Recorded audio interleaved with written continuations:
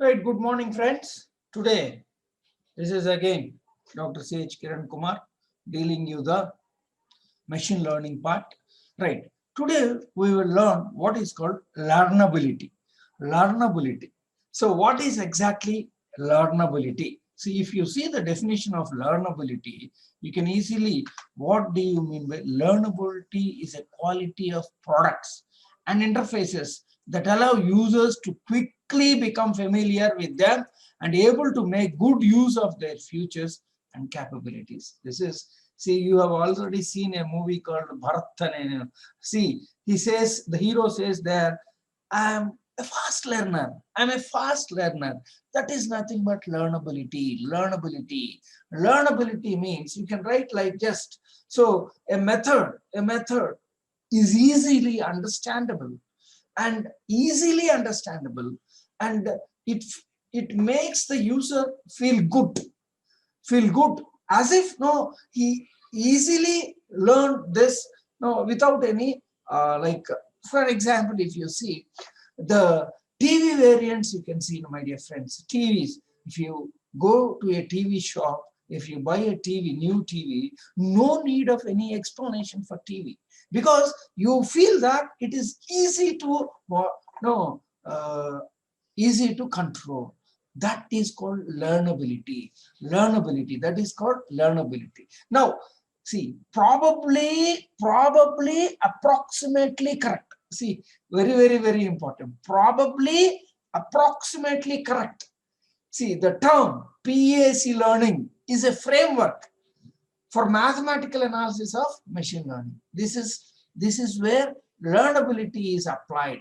The computational learning theory, probably approximately correct. PAC learning under the PAC learning is a framework for mathematical analysis of machine learning. See here, learn, because of learn rapidly and remember it forever using intuitive. Intuitive means single trial learning. Intuitive means single trial learning, my dear friends. Single trial learning. Intuitive. Intuitive is called single trial learning. That is our goal. Next, what is actually learnability? The learnability of a product can be measured in the following ways. What is the effectiveness? Effectiveness, efficiency, satisfaction, and the errors, the number of errors made, the ability to recover from those errors and the time it takes to do so is called, this is where learnability of a particular product is measured. Now, before going to actually our learnability in machine learning, let us need to analyze some basic terminology. What is epsilon? What do you mean by epsilon? Epsilon. Have enough samples shallow, so that the probability of a positive example, being predicted erroneously as negative is called at most epsilon.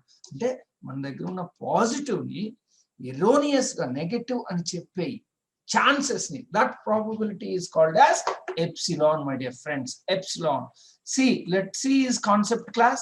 L is learner, H is our hypothesis space, N is our size of hypothesis space, and D is distribution of our inputs.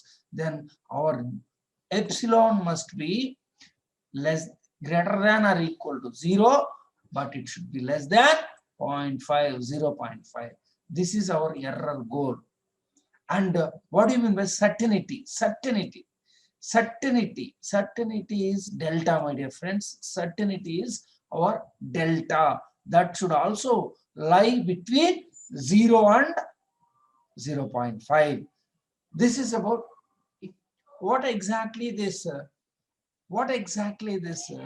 hypothesis is. What exactly our concept called as learnability. Right, if you see here, there are some plus positives and negatives. Now, let us write the area cover. What is the area covered by plus positives? So if you have a look at this, this is the area covered by positives, my dear friends. Positives. But Actually, if you look at, this is the training data, my dear friends. According to the training data, we develop the area. We draw a rectangle for all the positives. But if you are to predict a new point, then what is positive? Actual positives are more than the actual positives. That is called training error. Now, if you see, so this is what we are going to write. See, this is where, see, there are no negatives covered. There are no negatives covered under this area. This area is our area. See, where if we want to predict only 2 points, my dear friends, 2 points. We can write them like this, 2 points, 2 points. So what are the possibilities of writing when we have only 2 points? You can see here. Now, this is one way. This is called, one is red and green. Green and red, 2 green, 1 red, 1 green, and 2, both are red. So these are the possibilities of writing when 2 data points are there. When 2 data points are there. Now,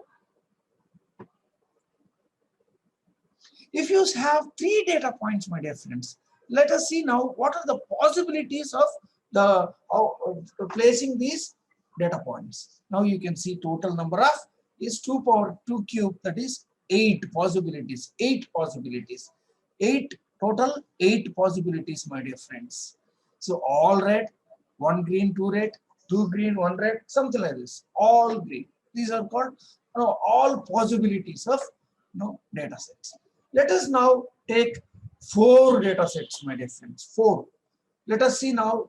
Shattering means the largest set of instances that can be shattered by a particular hypothesis. By a particular hypothesis.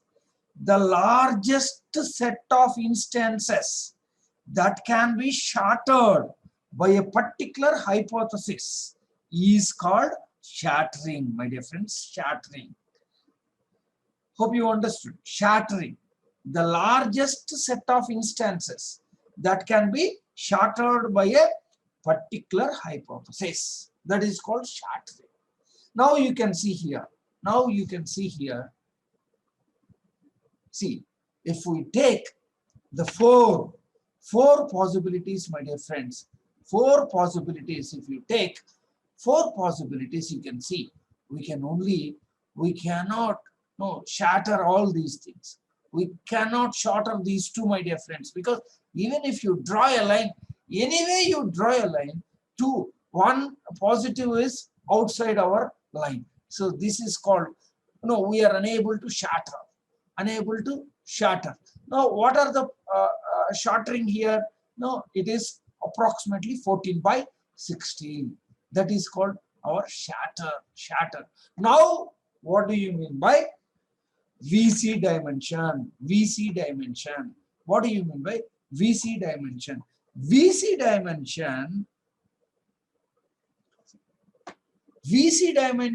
of a hypothesis class H is the maximum number of data points which can be shattered by H. Which can be. In this lecture, let us discuss about PAC learning. PAC stands for Probably Approximately Correct. PAC learning is a framework for the mathematical analysis of machine learning. The goal is, with high probability, the selected hypothesis will have lower error. In the PAC model, we specify 2 small parameters, epsilon and delta, and require that with probability at least 1 minus delta, a system learn a concept with error at most epsilon. Epsilon gives an upper bound on the error inaccuracy with which H approximated.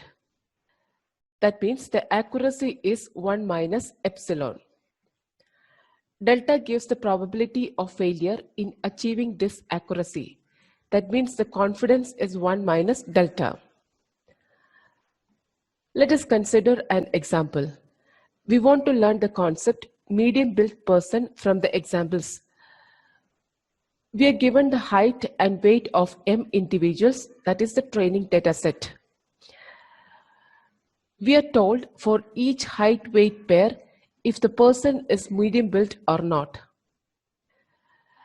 We would like to learn this concept, that is, to produce an algorithm that in future correctly classifies if a pair height-weight represents a medium built person or not. Let us plot this on a 2D plane. Assume that the axis-aligned rectangle C is the target function that we are going to learn. Instances within the rectangle represents the medium built person or the positive class, and instances outside the rectangle are members of the negative class. In order to learn C, we are going to use some training examples which are labeled positive and negative. C, or the actual function, is unknown to us. Hence, the objective is to come up with a hypothesis H that closely approximates C. Since H may not be exactly same as C, there is an error region. The instances that falls within the green shaded region are positive members according to our actual function C, but the hypothesis that we generated classifies as negative. So this is false negative. Similarly, in this yellow shaded region, C says that the members are negative, but H classifies them as positive. Hence, it is false positive.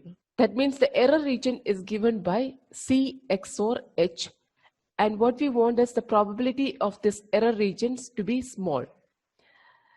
So that is, we want the probability of C XOR H, that is the error region, should be less than or equal to epsilon.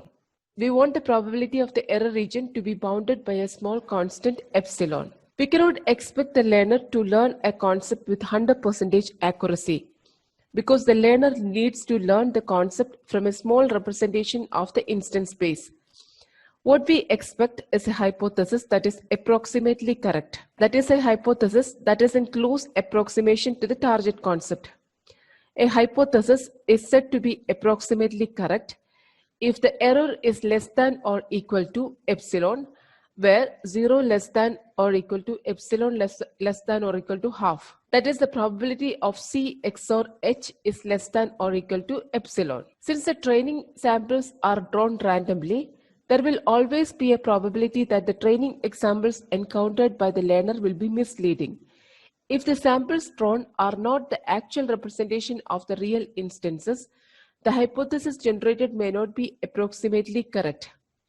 For a specific learning algorithm, what is the probability that a concept it learns will have an error that is bounded by epsilon? The failure probability is bounded by a constant delta. The goal is to achieve low generalization error with high probability. That is, what we want is a probability of the error of the hypothesis should be less than or equal to epsilon is greater than 1 minus delta, or the probability of C XOR H, that is the probability of the error region, less than or epsilon means it is a good hypothesis, and this probability should be greater than 1 minus delta. Assume that this is the instance space. Red dot represents medium built person and green dot represents not medium built person. From the instance space, samples are drawn randomly for building the model. For example, assume that this is the first data set drawn from the instance space. This is another set, and so on.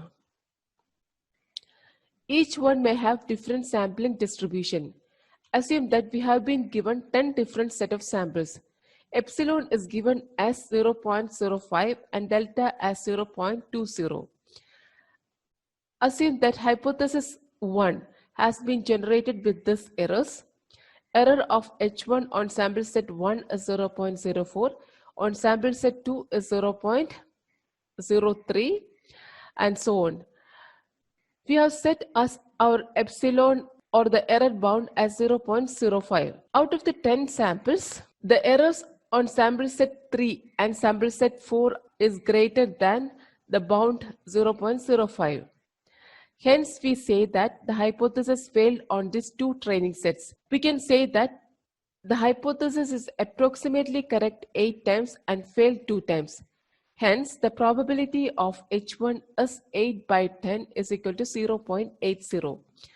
This is greater than 1 minus delta, that is 1 minus 0.20, which is equal to 0.80. Hence, we say that H1 is probably approximately correct. Let us take another hypothesis, H2. So these are the errors generated by H2. Here the error value is greater than epsilon 3 times. Hence, its probability of success is 7 by 10 is equal to 0.7, which is less than 1 minus delta or 0.80. Hence, H2 is not probably approximately correct. So this is what epsilon and delta means in packed learning. With a high probability, an efficient learning algorithm will find a hypothesis that is approximately identical to the hidden target concept. Now, let us formally define packed learning. Here is the general setting for the packed learning. Let X be the set of all possible instances over which the target function are to be defined. C is a set of target concepts the learner may be asked to learn, where each C element of capital C may be viewed as a Boolean valued function mapping from the input space X to the set 0, 1. If X is a positive example, C of X is equal to 1. If X is a negative example, C of X equal to 0. Examples are drawn at random from the input space X according to a probability distribution D, which is unknown, but we assume the distribution to be fixed. A learner L considers a set of hypotheses H, and after observing some sequence of training examples, outputs a hypothesis H, element of capital H, which is its estimate of C. The true error of the hypothesis H with respect to the target concept C and distribution D is the probability that H will misclassify an instance drawn at random according to D. Since for any set of training examples, T subset of X, there may be multiple hypotheses consistent with T. However, the learner cannot be guaranteed to choose the one corresponding to the target concept unless it is trained on every instances in X, which is unrealistic. Hence, we do not require the learner to output a zero error hypothesis. We only require that the error be bounded by a constant epsilon and that can be arbitrarily small. Since the training examples are drawn at random, there must be a non-zero probability that they will be misleading. Hence, we do not require the learner to succeed for every randomly drawn sequence of training examples, only require that its probability of failure be bounded by a constant delta that can be made arbitrarily small. Here is a formal definition of packed learning. Consider a class C of possible target concepts defined over a set of instances X of length n and a learner L using hypothesis H. C is packed learnable by L using H if for all C element of capital C, distribution D over X, epsilon such that 0 less than epsilon less than half and delta such that 0 less than delta less than half, the learner L will output a hypothesis H element of capital H such that the error of H is less than or equal to epsilon with probability at least 1 minus delta. In time, that is polynomial in 1 by epsilon, 1 by delta, n and size of C. Here, n is the number of dimensions in the input example. Size of C means the number of parameters that required to be learned in C. For example, if our target function is an axis aligned rectangle, we need to learn the 4 corners of the rectangle. So these 4 corners are the parameters of the axis aligned rectangle C. Hence the size of the C is 4. So in short, this is what packed learning means. The probability of error of H less than or equal to epsilon means the hypothesis is a good hypothesis. So the probability of the success of the hypothesis should be greater than or equal to 1 minus delta. Now let us discuss an example. Consider the hypothesis to be an axis aligned rectangle. Assuming the real target function is a rectangle C. Our goal is to find the best rectangle H that approximates the real target function C. To show that the concept class is packed learnable, we describe a simple packed learning algorithm. Given a labeled sample S, The algorithm consists of returning the tightest axis-aligned rectangle Hs. We want to learn the tightest possible rectangle H around a set of positive training examples. We need to show that the generalization error is low with high probability. Since Hs is the tightest rectangle, Hs will be always within C. Hence, the error region is equal to C minus H. So this 4 rectangular strips outside Hs but inside C represent the error region. To be approximately correct, the area of this region should be bounded by epsilon. If our hypothesis lies anywhere within this shaded region, it will be approximately correct. For example, so for this rectangle, the error is only this region. So that is within this shaded region. So this is approximately correct. And this one is also approximately correct. But when we take this, for this hypothesis, the error region is greater than epsilon. So this is not approximately correct. If the generated hypothesis does not touch any of the side of the shaded region, then the error region will be greater than epsilon. So in this case, the error region is greater than epsilon. So this is a bad hypothesis. We'll get this yellow rectangle only if there will be at least one positive example in each sideband of this rectangle. Assume that this particular training example is not present. So then our hypothesis generated will be like this. This hypothesis has an error region that is greater than epsilon, hence it is a bad hypothesis. That means if at least one of the sideband was missed by all the samples of the training set, we will get a bad hypothesis. There is no training example on this side. That is why we generated this hypothesis. So here Hs is always a subset of this C. Hence the error region is limited to the union of the 4 rectangular strips outside H but within C. So this is the error region. So the error region between the actual class C and the hypothesis H is equal to the sum of the 4 rectangular strips. So this area, this is the first strip, this is the second, this is the third, and this is the fourth. And the total area should be less than epsilon. So here we can see that since the total area is epsilon, so then each strip is at most epsilon by 4. So this is epsilon by 4, this is epsilon by 4, and this is epsilon by 4, and this is epsilon by 4. So the probability of a positive example falling in any one of the strip, so that is any one of this error region, error strip, is equal to epsilon by 4. So that means the probability that a randomly drawn positive example misses a strip. So if there is no positive example here, it is equal to 1 minus epsilon by 4. So the probability that m instances misses a strip, that means all the m example misses a strip will be 1 minus epsilon by 4 raised to m. Now the probability of all the instances misses any one of the 4 strip will be less than 4 into 1 minus epsilon by 4 raised to em. So this is the error region, and what we require is this value should be less than delta. So 4 into 1 minus epsilon by 4 raised to m should be less than delta. Then only our hypothesis will be approximately correct. So using this inequality equation, 1 minus x less than or equal to e raised to minus x, we can convert this equation like this. So 4 into 1 minus epsilon by 4 raised to m less than or equal to, we can change this using this inequality equation.